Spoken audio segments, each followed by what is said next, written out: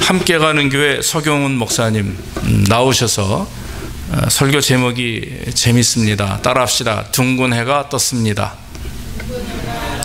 아직 해가 안 뜬 것 같아요. 다시 한번 둥근 해가 떴습니다. 아멘. 말씀 증거하실 때 우리가 은혜 받기 원합니다.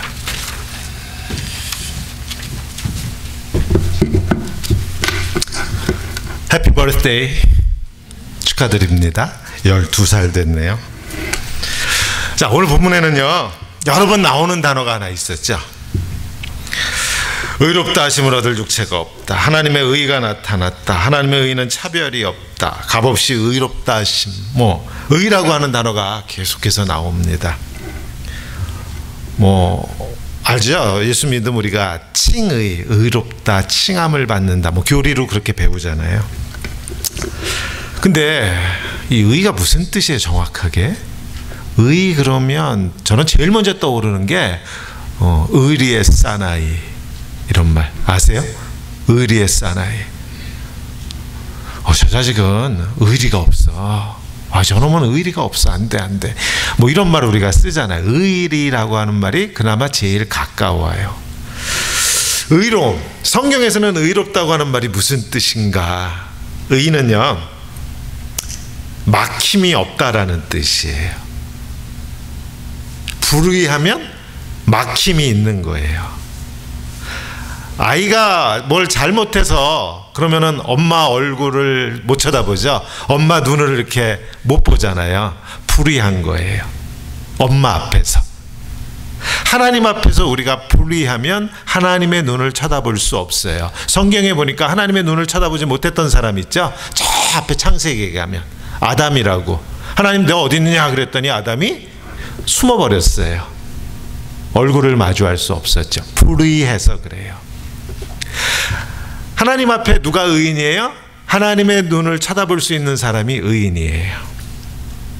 그러니까 의라고 하는 말, 성경에 나오는 의라고 하는 말은 관계 속에 막힘이 있냐 없냐 하는 것으로 결정됩니다. 하나님하고 사람이 서로 눈을 마주 볼 수 있다? 그러면 의로운 관계예요. 선악을 알게 하는 나무의 열매를 따먹은 이후로 아담과 하와가 하나님의 눈을 피했죠. 나무 사이로 숨었어요. 이제 아담과 하와는 더 이상 하나님 앞에서 의롭지 못한 사람들이 되어버렸어요. 불의한 자들이 된 거예요. 그러니까 인간은 죄인이기 이전에 하나님 앞에서 불의한 자들입니다. 아담과 하와 이후로 아담과 하와의 피를 통해서 태어난 모든 인간은 다 아담과 하와에 속한 자들이에요. 즉 아담과 하와가 불순종함으로 인해서 그들이 불의한 존재가 되었죠.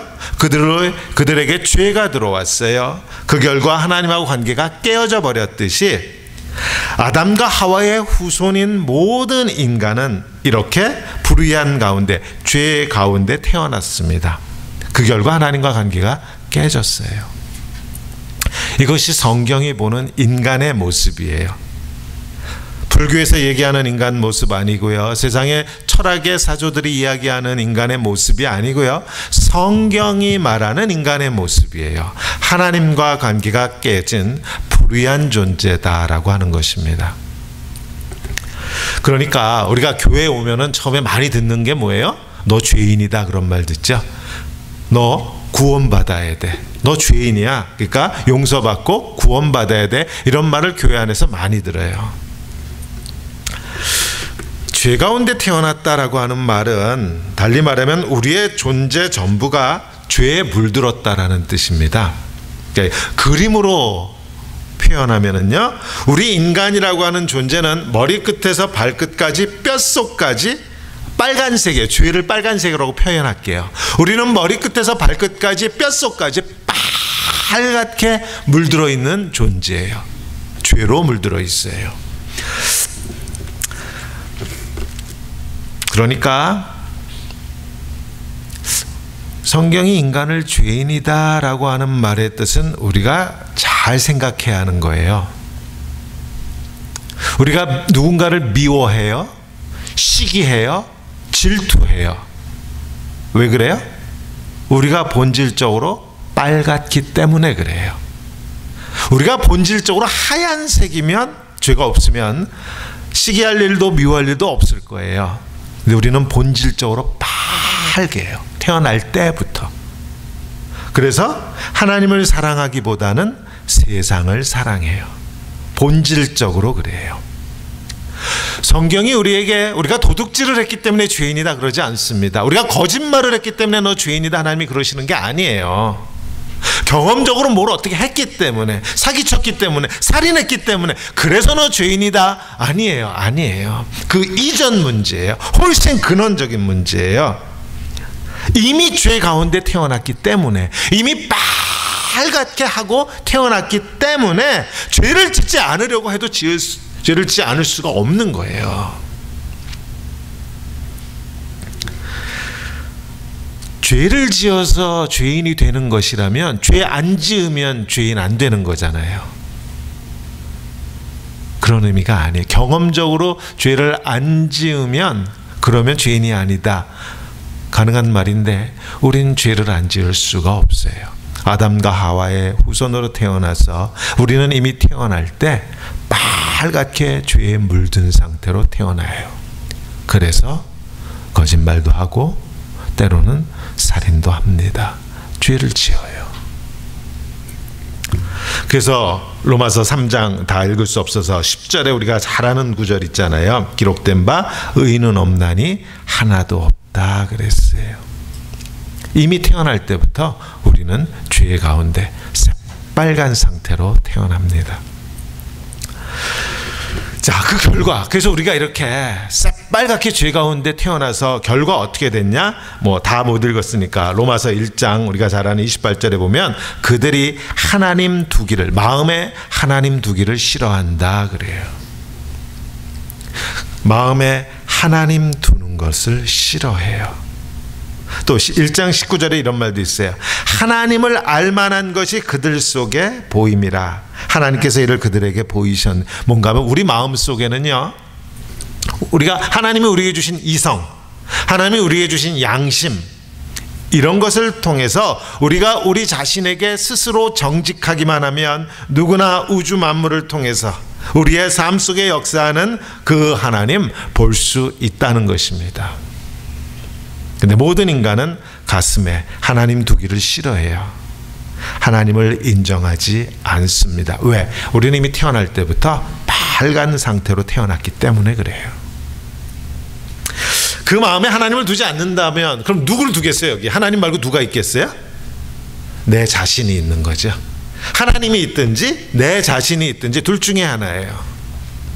하나님을 두기 싫어하는 모든 인간은 결국 그 가슴에 하나님 대신 자기 자신을 두어요.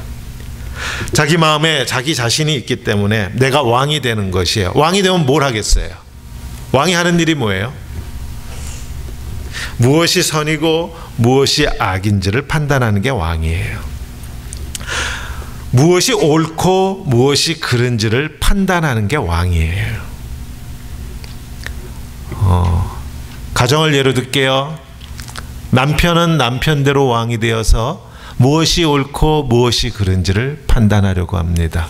아내는 아내대로 왕이 되어서 무엇이 옳고 무엇이 그른지를 아내가 판단하려고 해요. 그래서 싸워요.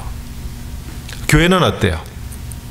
목사는 목사대로 무엇이 선이고 무엇이 악인지 판단하려고 하고요. 성도는 성도대로 무엇이 선이고 무엇이 악인지를 판단하려고 해요. 분란이 일겠죠. 모두가 다 자기가 왕이 되어서 선악과를 먹었다라고 하는 말은 스스로 선과 악을 판단하려고 한다라는 뜻이에요. 이게 선악과입니다. 사람이 왜 싸워요? 친구하고 싸운 일 있지.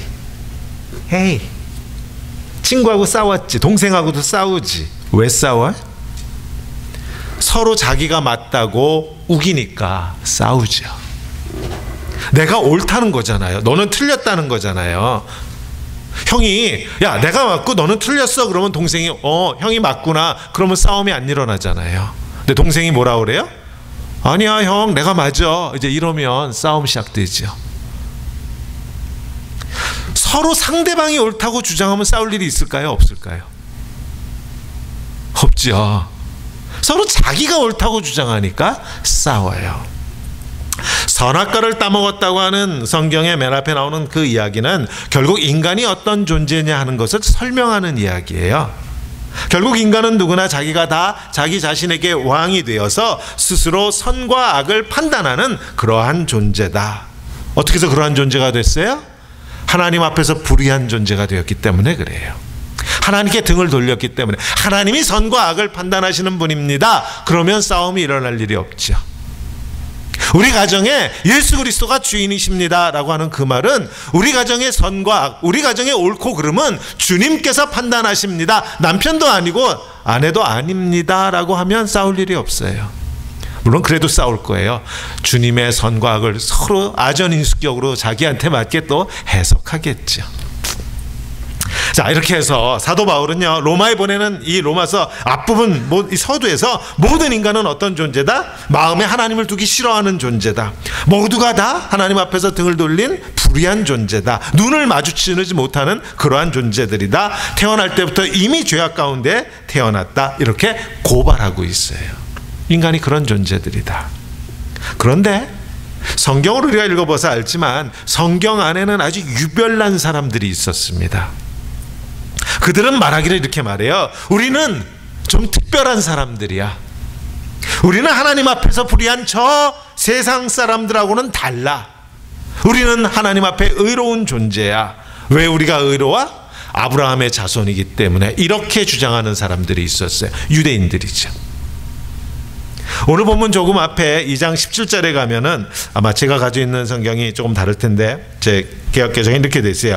유대인이라고 불리는 내가 율법을 의지하며 하나님을 자랑하며 율법의 교훈을 받아 하나님의 뜻을 알고 지극히 선한 것을 분간하고 맹인의 길을 인도하고 어둠에 있는 자의 빛이 되고 율법에 있는 지식과 진리의 모본을 가진 자로서 어리석은 자의 교사가 되고 어린아이의 선생이라고 너희가 스스로 믿는다. 이렇게 사도 바울에게 유대인들을 향해서 너희가 그렇게 스스로 믿고 있다 그럽니다. 하나님의 율법을 가진 자로서 하나님의 율법을 가르치는 자들이다라고 너희는 그렇게 스스로 믿는다. 유대인들아, 우리는 아니다. 유대인들이 그러는 거예요. 우리는 하나님을 안다. 우리에게는 뭐가 있다? 하나님이 주신 율법이 있다. 세상 어떤 민족도 하나님이 율법을 주신 일이 없어요. 유대인에게만 주셨어요. 이 얼마나 영광스럽고 자랑스러운 것이야. 그래서 자랑합니다. 우리는 율법을 가진 하나님의 백성이다. 그래서 우리는 세상 사람들하고 다르다. 우리는 저 사람들을 빛 가운데 인도해야만 된다. 이렇게 주장하는 유대인들이 있었는데 그 유대인 중에 유대인이요, 그 중에 바리새인이에요. 율법의 의로는 흠이 없다고 그렇게 자부심 강했던 사도 바울이 부활하신 예수 그리스도를 만나고 나서 하나님의 은혜라고 하는, 지금까지 사도 바울이 끼고 있던 안경은 율법의 안경이었는데요, 이 율법의 안경을 벗고 하나님의 은혜라고 하는 전혀 새로운 안경을 끼고 봤더니 2장 24절에 이렇게 말합니다. 하나님의 이름이 너희 가운데 이방인 중에서 모독을 받는도다.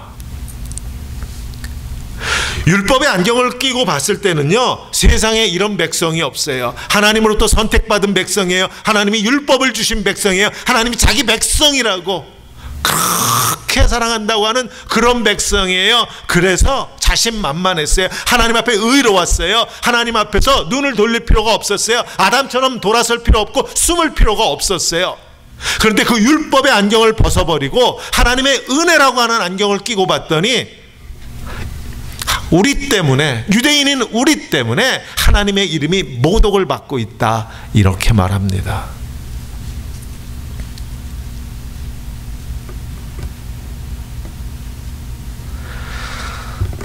율법을 가지고 있다. 우리가 율법을 가르친다, 저 세상 사람들한테. 그런데 사도 바울이 뭐래요? 정작 너희도 율법 제대로 지키고 있는 게 아니다, 그러는 겁니다. 율법 제대로 지키지 못하면서 의로운 양, 하나님은 내 것인 양, 그런 너희로 인해서 오히려 하나님의 이름이 모독을 받는다. 로마서 2장 21절 이하. 다른 사람을 가르치는 네가 내 자신은 가르치지 않느냐? 도둑질하지 말라 선포하는 너는 도둑질을 왜 하느냐? 간음하지 말라 하는 너는 왜 간음하느냐? 우상을 가증히 여기는 네가 신전 물건은 왜 도둑질하느냐? 율법을 자랑하는 네가 율법을 범함으로 하나님을 욕되게 하였다. 그럽니다. 사도 바울의 양심 고백이에요. 사실 유대인 중에서도 바리새인들은요, 하나님 말씀대로 살려고 무척 애쓰는 사람들이에요. 바늘로 자기 허벅지를 찔러가면서 하나님 말씀을 지키려고 하는 사람들이 바리새인들입니다. 열심으로는 누구도 못 쫓아가요. 그렇게 애쓰고 노력하는 사람들, 사도 바울도 그 중에 하나였어요. 그 중에 수석이에요. 맨 앞에 있는 사람이 사도 바울이에요. 그런 사도 바울이 이렇게 말합니다. 최선을 다해서 하나님의 말씀, 율법을 지키려고 애를 썼지만 결국 우리는 하나님의 율법 제대로 못 지켰다. 그럽니다. 그리고는 어디 가서 율법 지킨 양 자랑한 거예요. 아마도 그 당시 유대인들은, 특별히 바리새인들은 사도 바울의 이런 주장에 동조하지 않았을 겁니다. 인정하지 않았을 거예요. 이건 예수님 때도 똑같죠. 예수님도 그러셨어요. 너희 유대인들은 다 살인자다 그랬어요. 너희 유대인들은 다 간음하는 자들이다 그랬어요. 이 말을 들은 그 당시 바리새인들, 그래서 예수님 십자가에 못 박았잖아요. 인정하지 않았어요. 그 말을 받아들이지 않았어요. 기억하세요? 마태복음 5장 옛사람이 말한 바, 구약성경이에요. 옛사람, 구약성경에 말한 바 살인하지 말라, 누구든지 살인하면 심판을 받는다, 그렇게 했다는 거 너희가 들었지. 나는 너희에게 이르노니, 뭐라고 그러셨어요? 형제에게 분노하는 자마다 심판을 받게 되고 형제를 대하여 라가, stupid, 이렇게 말하는 자들마다 공회에 잡혀갈 것이고 미련한 놈이다. 이렇게 형제를 욕하는 사람은 어떻게 돼요? 지옥불에 들어간다. 예수님 그러셨어요. 무슨 뜻인가 하면 하나님께서 옛날에 십계명을 주시면서 뭐라고 그러셨어요? 살인하지 말라 그랬어요. 그래서 유대인들이 살인하지 않으려고 애썼어요. 칼로 사람을 찌르지 않으려고 무척이나 애쓰면서 살았어요. 화가 아무리 나도 사람을 칼로 찌르지 않으려고 참고 또 참으면서 내가 율법 지켰다 그랬어요. 그런데 단지 칼로 사람을 찌르지 않았을 뿐이지 미워할 건 다 미워했고요, 욕할 건 다 욕했고요, 무시할 건 다 무시했고요. 단지 칼로 찌르지만 않았어요. 그리고 하나님 앞에 나와서 뭐라 그래요? 나 율법 지켰어요. 살인하지 말라고 하신 그 율법 내가 정말 얼마나 노력했는지 몰라요. 그거 지키려고 하나님 이랬다는 거예요. 성도님들은 어떻게 생각하세요? 칼로 찌르지만 않으면 살인하지 말라 하는 율법 지킨 건가요? 예수님은 아주 단호하게 아니라고 말씀하셨어요. 욕하고 무시하고 미워하고 바로 그것이 살인한 것이다, 이렇게 말씀하셨어요. 예수님 말씀에 동의하세요? 부부싸움 하고 와서 이제 목사한테 상담하잖아요. 남자도 그렇고 여자도 그렇고 그런 말 많이 들어요. 아내의 경멸하는 듯한 눈초리, 목사님 미치겠어요. 돌아버리겠어요. 아내를 무시하는 듯한 남편의 그 말 한마디, 목사님 정말 그 말 듣기 싫어요. 칼로 찌르지만 않았지 이미 살인했어요. 경멸스럽게 바라보는 그 눈초리에 남편은 이미 죽어버렸어요. 아내를 무시하는 듯한 그 욕설에 아내는 이미 죽어버렸습니다. 칼로 찌르지만 않았지 이미 살인한 자들이에요, 우리가. 사도 바울이 유대인들을 향해 그럽니다. 율법을 자랑하는 너희 이미 율법을 범한 자들이다. 그러면서 사도 바울이 오늘 우리가 읽은 3장 20절에서 엄청난 말을 했습니다. 그러므로 율법의 행위로는, 우리가 율법을 지키는 그 행위, 살인하지 않으려고 칼로 찌르지 않는 그 행위로는 그의 앞에 하나님 앞에서 의롭다 하심을 얻을 육체가 없다. 그러면서 율법으로는 뭐예요? 죄를 깨닫는 것뿐이다 이렇게 말합니다. 하나님이 우리에게 율법을 주신 까닭은 그 율법으로 인해서 내가 죄인이라고 하는 것을 깨닫는 것뿐이다. 이게 율법의 역할이다 그랬어요. 엄청난 말이에요. 율법을 지킨다고 해서 우리가 쉬운 말로 하게 하나님의 말씀을 지킨다고 해서 그걸로 하나님 앞에서 의로움을 얻을 수 없다. 하나님의 눈을 마주칠 수 없다. 그냥 그러니까 우리가 알기 쉬운 말로 할게요. 하나님 말씀 다 지킨다고 율법 100% 다 지킨다고 구원받는 거 아니고 천국 가는 거 아니다 이런 뜻이에요. 하나님 말씀 100% 다 지키면 천국 가는 거 아니에요? 성경 공부 시간에 어떻게 배우셨어요? 구원은 어떻게 받는다? 하나님 말씀 100% 다 지키면 구원받고 천국 간다. 혹시 김성애 목사님은 그렇게 가르치셨나요? 그럼 큰일 나는데. 천국은 어떻게 가요? 오직 그 이름 예수 그리스도. 예수가 하나님의 아들이신 것과 그가 내 생명의 주인이시라고 하는 것을 고백하는 자들에게 열린 게 구원이에요. 하나님의 말씀을 100% 지키면 천국 간다? 이단입니다. 이단이에요. 자, 유대인들, 특별히 바리새인들에게는요, 이 예수 그리스도의 예수님의 말씀도 그렇고 사도 바울도 그렇고 하늘이 두 쪽 나는 말이에요. 자, 유대인들이 왜 하나님의 말씀을 지키려고, 바리새인들이 왜 그렇게 하나님의 말씀을 지키려고 바늘로 자기 몸을 쳐가면서 노력했겠어요? 율법을 지키면 하나님과 깨어졌던 관계가 회복된다고 생각했어요. 그렇게 해서 율법을 지키면 구원받고 천국 간다고 생각했어요. 유대인들은 하나님과 관계가 회복될 거라고 확신했어요. 100% 하나님의 율법을 지키기만 하면. 그런데 사도 바울이 뭐라 그래요? 아니라는 거예요. 그렇게 해서는 의로워질 수 없다 그래요. 율법을 지킨다고 해서, 하나님의 말씀을 100% 지킨다고 해서 우리는 결코 하나님 앞에서 의로워지는 존재가 아니다. 하나님과의 관계가 회복되는 거 아니다. 바리새인들은 결코 이 말을 받아들이지 않았을 것이에요. 자, 이 말씀을 알기 위해서 율법은 도대체 뭐예요? 율법은 이거 알아야 되죠. 제가 설명하는 거 아니에요. 성경에 있어요. 성경 갈라디아서를 보면은요, 율법을 이렇게 설명합니다. 갈라디아서 3장 23절 이하인데 성경 가지고 있는 분들은 이 말씀은 펴세요. 오늘 이 말씀까지 다 읽을까 하다가 이 말씀은 그냥 참조 구절로 했어요. 갈라디아서 3장 23절, 24절, 25절이에요. 옛날 성경하고 요즘 개역 개정하고 이 번역하는 데 있어서 서로 다른 단어를 쓴 대표적인 구절입니다. 제 성경은 이렇게 되어 있어요. 갈라디아서 3장 23절 이하인데, 믿음이 오기 전에는 우리는 율법 아래 매인바되고 계시될 믿음의 때까지 갇혔느니라. 이같이 율법이 우리를 그리스도께로 인도하는 초등교사, 초등학교 선생님이 되었다. 율법은 초등학교 선생님이다. 이렇게 제 성경에는 번역되어 있는데, 아마 옛날 성경 가지고 있는 분들은 몽학선생이란 말이 나오죠. 이같이 율법이 우리를 그리스도께로 인도하는 몽학선생이 되어 이렇게 번역했어요. 옛날 성경은. 저 몽학선생, 그러니까 그냥 쉽게 설명하면 유치원 선생님이에요. 보모. 초등학교 교사 뭐 이렇게도 번역했는데, 율법은 초등학교 교사가 되어 우리로 하여금 믿음으로 말미암아 의롭다함을 얻게 하려 한다. 믿음이 온 이후로는 우리가 초등교사 아래에 있지 않다. 이렇게 돼 있죠. 그게 무슨 말인가 하면요, 율법은 우리를 그리스도께 인도한대요.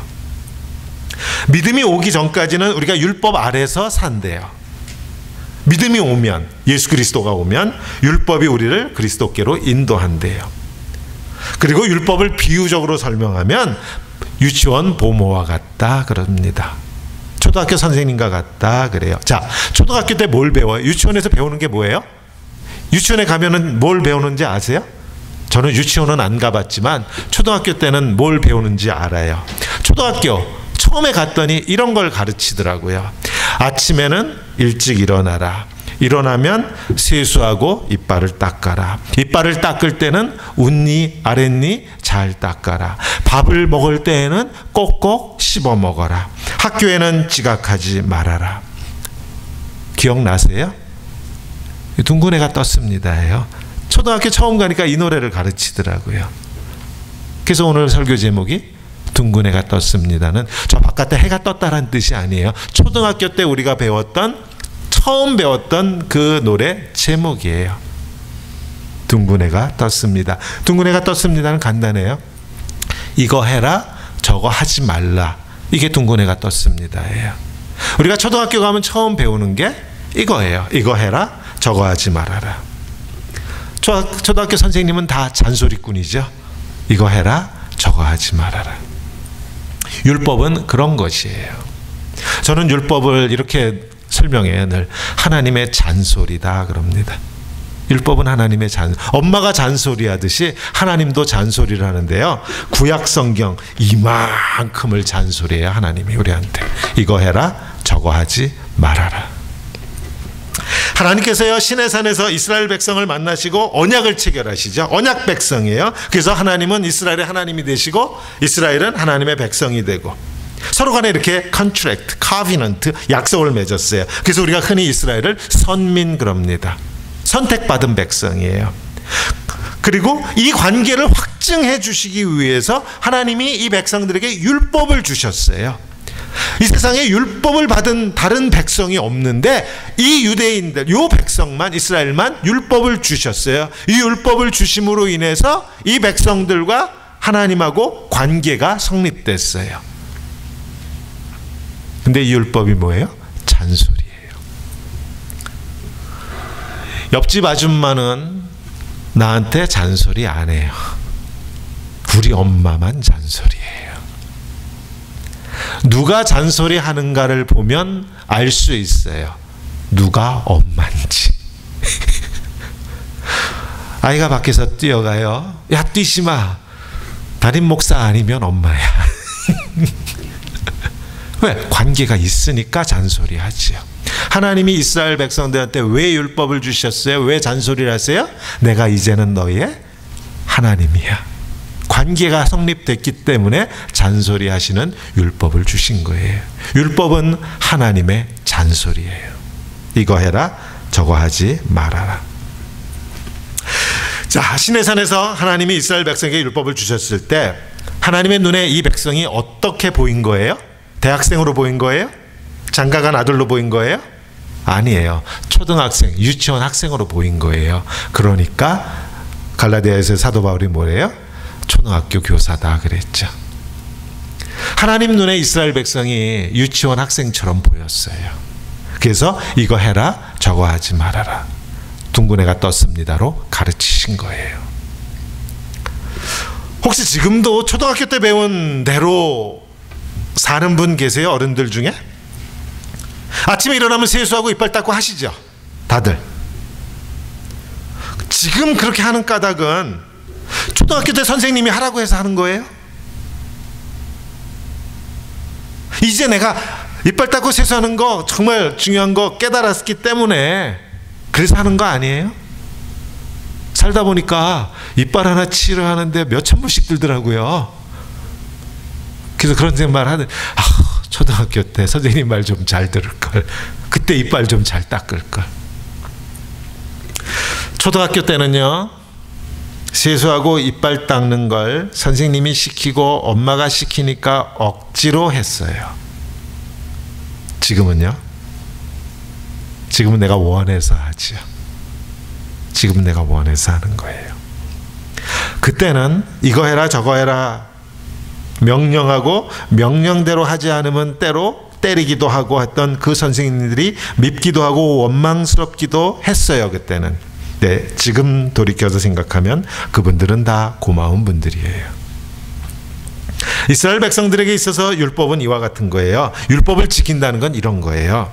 처음에는요, 하라고 하니까 억지로 했어요. 왜? 그땐 다 초등학생들이잖아요. 살인하지 말아라, 간음하지 말아라 하니까 마치 못해서 했어요. 처음에는. 그래서 칼로 찌르지는 않았지만 미워할 거 다 미워했어요. 욕할 거 다 욕했어요. 그죠? 칼로 찌르지 않고서는 내가 율법 다 지켰다고. 우리 애들 어릴 때 세수하라고 하면 고양이 세수하죠. 눈 여기만 이렇게 세수하고 엄마 나 세수 다 했어 그러잖아요. 칼로 찌르지만 않았지. 딴짓은 다 했어요. 그리고 말씀 지켰다고. 순종하고 싶은 마음이 있어서, 사랑하는 마음이 있어서, 엄마를 사랑해서, 선생님을 사랑해서 자원하는 마음으로 지킨 게 아니잖아요. 초등학생이 마지못해 선생님의 말씀을 지키듯이 이스라엘 백성들도 마지못해서 하나님의 말씀에 순종했던 거예요. 이렇게 율법은 잔소리였습니다. 그때는 선생님이 미웠어요. 원망스럽기도 했어요. 매맞기 싫어서 할 수 없이 했어요. 때로는 엄마가 이거 하면 초콜릿 사준다, 뭐 극장 데려다 준다 하니까 그것 때문에 엄마 말에 순종했어요. 그러나 시간이 이만큼 지나면 이제는 그 선생님들이 내 앞에 계시지 않음에도 불구하고 내가 계속해서 그 선생님들의 말씀에 순종합니다. 어릴 때 선생님들이 하라고 했던 거 지금 다 하잖아요. 철이 든 거죠. 성숙해진 거예요. 이렇듯 율법은 초등학생에게 반드시 필요한 겁니다. 율법은 모든 그리스도인들이 성숙해가는 과정에 있어서 반드시 필요한 거예요. 그러나 그때 할 수 없이 했던 그 율법이 나를 성숙하게 해가면 언젠가는요, 내가 원해서 그 율법을 지키는 단계로 넘어가야 돼요. 이게 성숙함이에요. 성숙하고 나면은 더 이상 율법이 필요 없는 게 아니에요. 교회, 제가 14년 목회하면서 제일 많이 들은 질문이 뭐겠어요? 목사님, 그리스도인이 술 마시면 안 돼요? 수도 없이 들은 질문이에요. 목사님, 그리스도인이 이거 하면 안 돼요? 저거 하면 안 돼요? 이거 하면 안 돼요? 목사님, 그리스도인이 이빨 닦아야 돼요? 세수해야 돼요? 뭐 해야 돼요? 이런 질문을 계속해서 해요.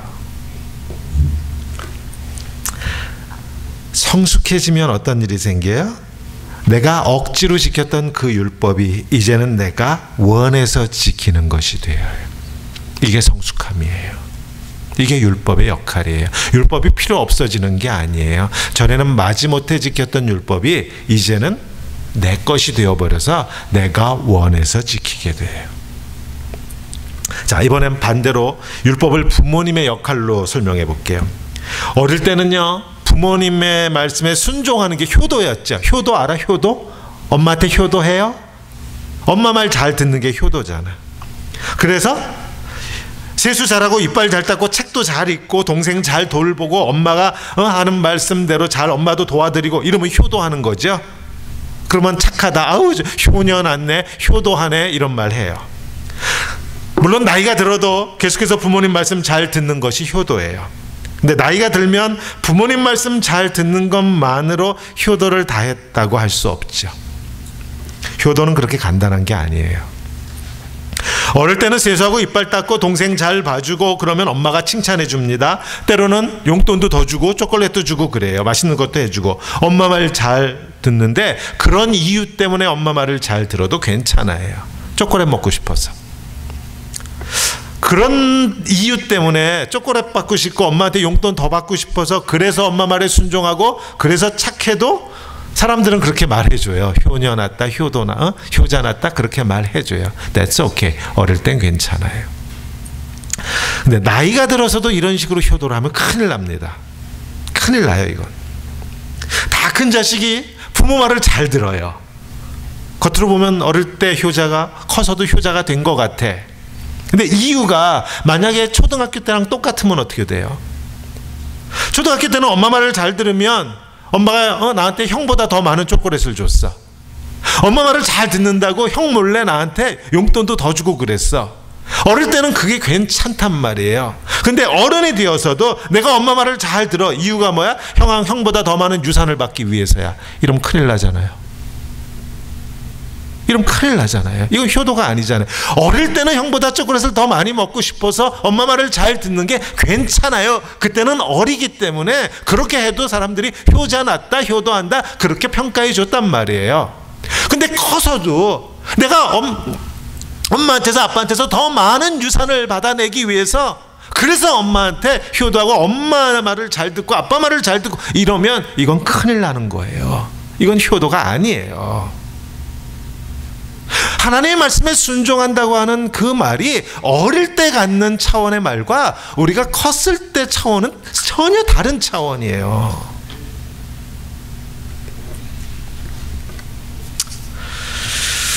이렇듯이 우리가 자라나면서 부모와의 관계에서 점점 중요해지는 건 어떤 말씀을 내가 문자대로 지켰느냐 안 지켰느냐, 잘해 들었느냐 못해, 이게 아니고요, 관계가 중요해져요. 그 부모의 마음을 아는 것이 중요해지는 거죠. 어릴 때는 부모의 마음 몰라도 괜찮아요. 초콜릿 먹으려고 엄마 말 잘 들어도, 잘 지켜도 괜찮아요. 어릴 때는 그렇게 커가요. 그러나 그렇게 커가면서 점점점 우리가 어떻게 돼요? 엄마의 마음, 아빠의 마음을 알아갑니다. 이게 효가 돼요. 이제는 엄마 아빠를 알아간다는 게 뭐예요? 엄마 아빠가 나를 얼마나 사랑하시는지, 엄마가 아빠가 나를 위해서 얼마나 큰 희생을 치렀는지, 그걸 깨달아가는 것이 철드는 것이고 성숙해가는 거잖아요. 그래서 어릴 때는 초콜릿 하나 더 먹으려고 지켰던 부모님의 말씀이 이제는 그 말씀이 내 가슴에 남아서 이제는 그 말씀대로 살고 싶어지는 것이에요. 저는 어릴 때 귀가 따갑도록 저희 부모님한테, 저희 아버님이 6.25 때 공부를 못 하셔가지고 공부해라 공부해라 소리를 귀가 따갑도록 듣고 자랐어요. 요리조리 잘 빠져나가기도 했죠.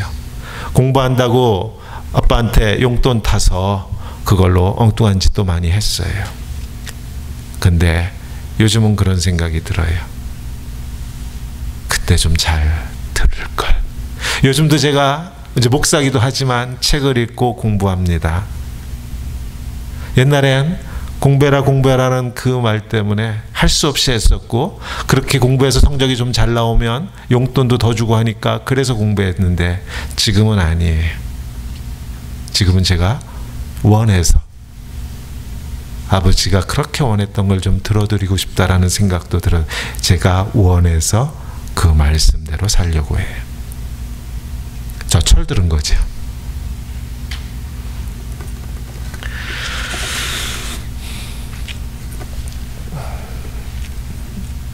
내가 부모님한테 용돈 좀 드리고 그러니까 내가 효도를 다했다고 생각하는 자식이 있으면 아직 효도를 모르는 겁니다. 참된 효는 내가 무엇을 하여도 그 사랑, 그 은혜를 다 갚을 수 없다라는 것을 깨닫는 것이에요. 똑같은 용돈을 드리는데 이렇게 내가 무엇을 하여도 내 부모님의 사랑과 은혜를 다 갚을 수 없다라고 하는 그 생각에서 부모님한테 용돈을 드릴 수 있고요, 전혀 이런 생각이 없이 부모님한테 용돈 드릴 수 있어요. 전혀 다른 거예요. 전혀 다른 거예요. 참된 효도는 내가 무엇을 하여도 부모의 그 사랑과 은혜를 갚을 수 없다라는 것을 깨달았기 때문에 부모님 앞에서 그 마음이 무너져 내리는 게 효도예요. Broken heart. 그 깨진 마음이 효도의 출발점이에요. 이 역할을 무엇이 해요? 엄마의 잔소리가 해요. 처음엔 잔소리였지만 그게 우리 자매님들 이 나이쯤 되면 그 잔소리가 다 내 속에 살아있죠. 그 역할을 하나님과의 관계에서는 율법이 하는 거예요. 하나님께서 이스라엘 백성들에게 율법을 주셨지만 그건 초등학생과도 같았기에 주셨던 것이고, 이 백성들이 점점 성숙해져 가면 어떤 일이 일어나겠어요? 하나님의 은혜는 너무나도 커서 내가 다 갚을 수 없다라고 하는 것을 깨달아갑니다. 출애굽을 하고 다윗을 통해서 왕국을 허락해 주시고 솔로몬을 통해서 성전을 짓게 하시고 이웃 나라들로부터 고난을 당하고 고통을 받을 때마다 도와주시고 늘 눈동자처럼 보호하시고 지켜주시고, 하나님께서 그렇게 이 유대 백성들을 사랑하심에도 불구하고 이 백성들은 하나님의 은혜를 몰랐습니다. 그리고는 초등학생들처럼 어떻게 했어요? 나 이거 지켰다, 나 저거 지켰다 그러면서 이렇게 율법 지키면 하나님 앞에 효도하는 거라고, 그런 상태에 계속 머물러 있었어요. 초등학생 상태로 계속 머물러 있었던 거예요. 마음속으로는 미워할 거 다 미워하고 그러면서도 나 율법 지켰다 그랬어요. 아이가 대학 갈 나이가 됐습니다. 아이가 이제 대학을 가요. 근데도 부모 앞에 와서 엄마가 나 이거 하라고 한 거 이거 하라고 한 거 나 다 했어. 이런 수준이면 이거 어떡하겠어요. 애가 대학 기숙사 가서 전화해. 엄마가 이거 하라고 하고 저거 하라고 한 거 나 다 했어. 잘했지. 이러면 어떡하냐고요. 대학 가서. 이건 초등학교 때나 귀여운 거지. 대학 가서 이러면 큰일이잖아요. 아이가 장가를 가고 시집을 갔는데 부모의 마음은 모르고 나 이거 했네 저거 했네 이러면 큰일 나는 거예요. 율법의 의로는, 율법을 지키는 것으로는 의로워지지 않는다. 하나님의 사랑과 은혜를 깨달으면 내가 뭘 했네 저거 했네 이거 했네 하는 그 말이 쏙 들어가게 돼 있어요. 부모의 사랑과 부모의 은혜를 깨달으면 내가 부모한테 뭐 용돈 드렸네 효도 관광 보냈네 이런 말이 쑥 들어가게 돼 있어요. 어디 그런 걸 자랑해서 효도예요. 효도는 그 부모의 사랑 언제 우리가 깨달아요? 어느 순간 엄마 잔주름에서 깨닫기도 하고요. 엄마의 그 주름 가득한 손에서 깨닫기도 하고요. 어느 날 그게 보이잖아요. 우리는 하나님의 사랑을 어디서 깨달아요? 하나님의 주름진 손등이 보이세요? 하나님의 눈가에 이 잔주름이 보이세요? 십자가에서 볼 수 있어요. 하나님 눈의 잔주름과 하나님 손의 그 주름과 하나님 가슴이 새까맣게 타버린 나 때문에 그걸 우리는 십자가에서 봅니다. 저 십자가에서 하나님의 사랑을 깨닫고 하나님의 은혜를 깨달으면 내가 하나님을 위해서 뭘 했네 이거 했네 저거 했네 주일 성수했네 우리 그런 말 못해요. 어디 그런 말을 해요. 그 대신 우리가 하나님 앞에 드리는 말씀은 딱 하나예요. 하나님, 제가 죄인입니다. 제가 5년에 한 번, 10년에 한 번 한국에 돌아가서 저희 어머니 아직 살아계시거든요. 저희 어머님을 만나면 저절로예요. 저절로 제 무릎이 꺾여요. 이거 생각하고 하는 거 아니에요. 비행기 타고 가면서 내내 엄마를 만나면 처음에 뭐 허그를 할까? 뭐 엄마 뽀뽀해 줄까?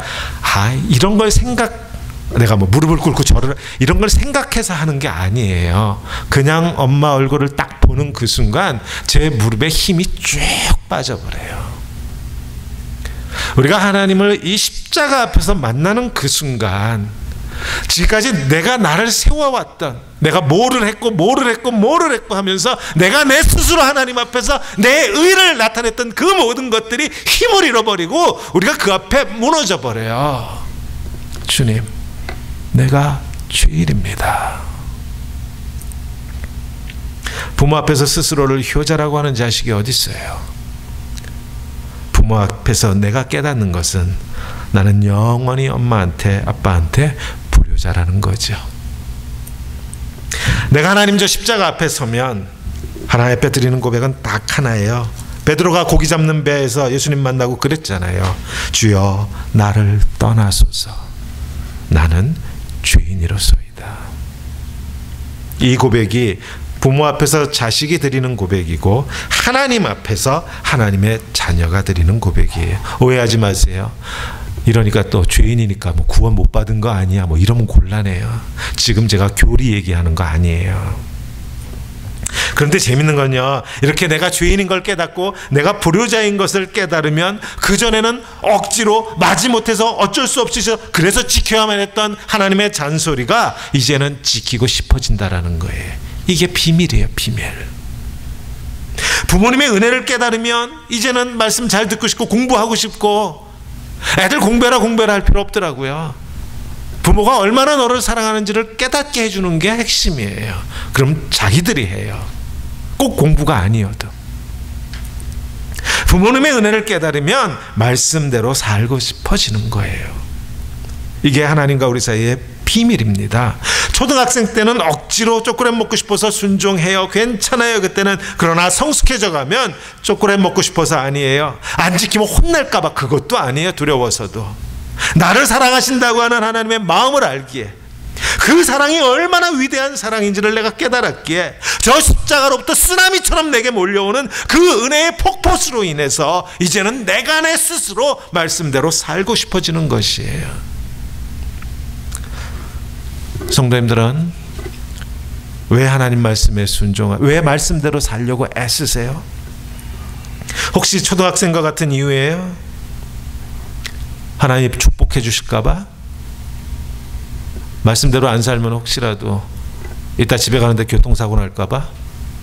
하나님이 나 해코지 할까 봐? 그래서 하나님 말씀대로 살려고 애쓰세요? 초등학생이에요. 초등학생 땐 그래도 괜찮아요. 그러나 중요한 건 우리는 계속해서 자라나야 합니다. 하나님은 우리 한 사람 한 사람을 세상 전부인 것처럼 사랑하세요. 우리 김소혜 목사님 딸이 셋이죠. 그리고 큰딸 33% 사랑하고, 둘째 딸 33% 사랑하고, 막내딸 34% 사랑할까요? 아니죠. 100%, 100%, 100%죠. 하나님 우리 한 사람 한 사람을 100% 자기 전부를 주시는 사랑으로 사랑하세요. 아직 그 사랑이 느껴지지 않는다? 십자가 앞을 떠나시면 안 됩니다. 그 사랑이 깨달아지기 전에는 십자가를 떠나지 마세요.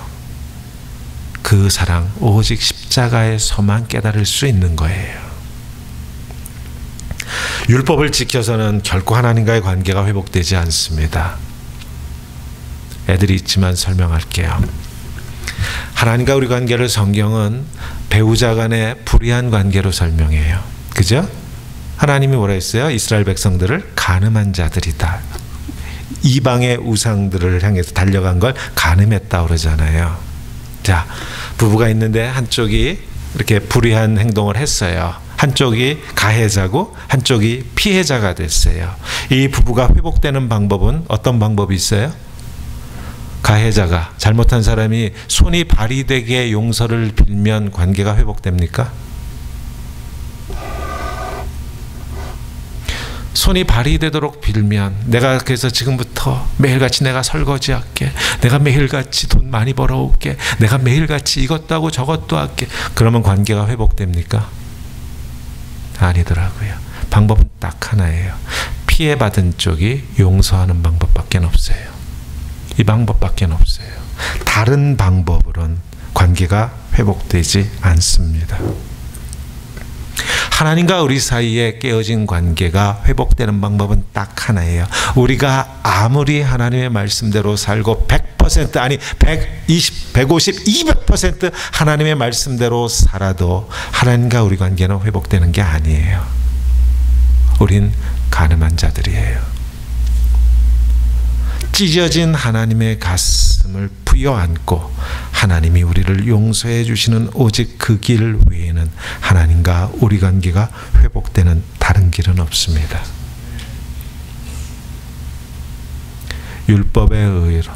율법으로는 하나님 앞에 의롭다함을 받을 육체가 없어요.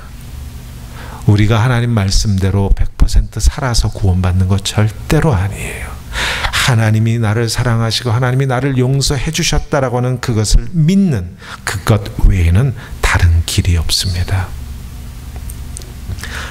그러니까요, 저 십자가에서 쏟아져 내리는 하나님의 그 크신 은혜에 잠기는 그 순간, 내가 이걸 했네 못했네, 주일 성수했네, 11조 드렸네, 어쨌네 저쨌네, 율법은 온데간데 사라져버려요.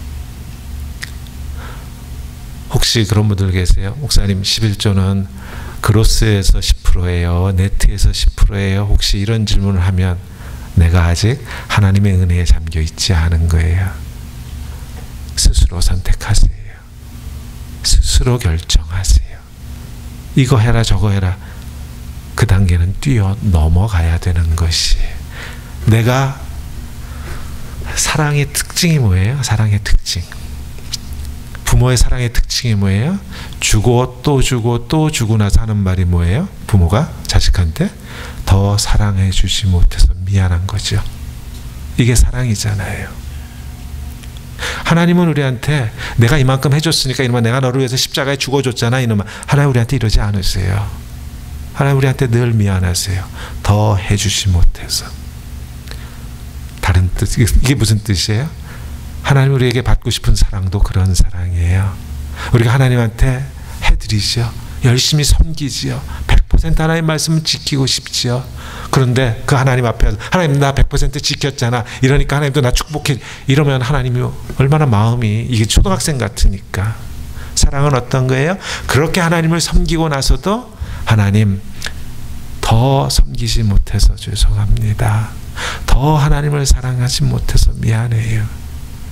사랑은 주고 또 주고도 더 주지 못해서 마음 아픈 게 사랑이에요. 하나님은 우리의 관계가 이런 관계가 되기를 원해. 우리가 그렇게 빨리 성숙해 올라오기를 하나님이 원하신다는 것이에요. 딸 키우는 부모님들 그렇죠? 딸이 빨리 자라서 엄마랑 같이 대화할 수 있기를 원하잖아요. 상상해 보세요. 내 신앙이 자라나면 상상해 보세요. 목사가 주일 성수하라고 당단에서 목이 터져라 외쳐서 주일 성수하는 거 11조 하는 거 아니에요. 목사가 하나님 말씀대로 사시면 축복받습니다. 그래서 하나님 말씀대로 사는 거 아니에요. 아니에요. 내가 성숙해져서 하나님의 말씀대로 살고 싶은 마음이 내 속에서 막 끌어오르는데 이게 목사가 시켜서도 아니야. 교회 프로그램이라서 하는 것도 아니야. 이렇게 하면 복 준다고 하니까 그래서 하는 것도 아니야. 이렇게 안 하면 하나님이 혹시 나를 해코지할까 봐 두려워서 하는 것도 아니야. 내가 이것을 하는 까닭은, 내가 하나님을 섬기고 내가 교회를 섬기는 까닭은 딱 하나예요. 내게 베푸신 하나님의 은혜를 내가 깨닫기 때문이에요.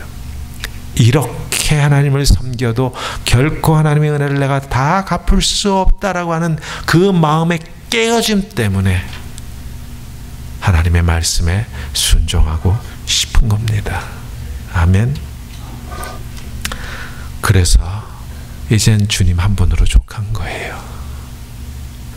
주님, 옛날에는 주님 호주머니만 바라봤다면, 제가 출장이라도 갔다 오면 우리 이제 작은 애도 컸지만 이제는 안 그러는데, 옛날에 우리 아이가 제가 문을 열고 들어오면 뭘 향해서 달려가요? 나를 향해서 막 뛰어오는데, 나를 향해서 뛰어오는 게 아니고 이 가방 이 가방 속에 무슨 선물이 들었나, 나를 향해서 달려오지만 시선은 가방에 가 있죠. 지금은 안 그렇더라고요. 그때도 저희 아내는 저를 향해서 오면서 가방은 쳐다보지도 않았어요. 왜? 제가 건강하게 돌아온 것으로 이미 다 받았으니까. 우리가 신앙이 성숙해져 가면 주님 한 분만으로 이미 우리는 모든 것을 다 받은 줄로 믿습니다. 아멘. 기도하시겠습니다. 둥근 해가 떴습니다. 주님, 늘 하나님의 말씀대로 살아야 하는데 라고 하는 것이 우리에게 강박관념과도 같습니다. 그래서 이걸 해야 되는지 저걸 하지 말아야 되는지, 하나님 기도합니다. 하나님이 이 율법의 관계 속에서 하나님의 말씀에 때로는 순종하고 때로는 불순종하는 이 엎치락뒤치락하는 우리의 삶 속에서 주님, 하나님을 점점 더 깊이 알아가는 은혜를 더하여 주시옵소서. 그래야 생각해보니 전에는 하나님한테 축복받고 싶어서 하나님 앞에 이쁘게 보이기도 했습니다. 하나님이 혹시 나를 해코지할 두려워서 억지로 하나님의 말씀을 지킨 그런 일도 있었습니다. 주님, 이제는 그것을 뛰어넘게 하옵소서. 무엇 한 가지를 하여도 내가 정말로 진심으로 하나님을 사랑하고 하나님께 드리고 싶어서 내 전심이 하나님께 드려지는 그러한 우리의 삶, 우리의 헌신, 우리의 순종될 수 있도록 주님, 우리를 축복하여 주시옵소서. 제작교회 이제 12살이 되었습니다. 이제는 유치원을 건너서 이제는 부모의 마음을 들여다볼 그러한 나이가 되었습니다. 이 교회를 지키는 당신의 권속들을 축복하시고 붙들어 주시사 그 마음에 하나님의 마음 깊은 곳을 들여다보고 싶어하는 열망을 허락하여 주시고, 주님 그 하나님의 사랑을 깨달았기에 더 드리지 못해서 가슴 아픈, 하나님을 사랑하고 또 사랑하지만 결코 그 은혜 다 갚을 수 없기에 그 깨어진 마음에서 흐르는 하나님이여 하나님이여, 그 순종과 그 헌신으로 이 교회, 제자교회를 새롭게 세워 주시옵소서. 감사없고 예수님 이름으로 기도하였습니다. 아멘. 아멘.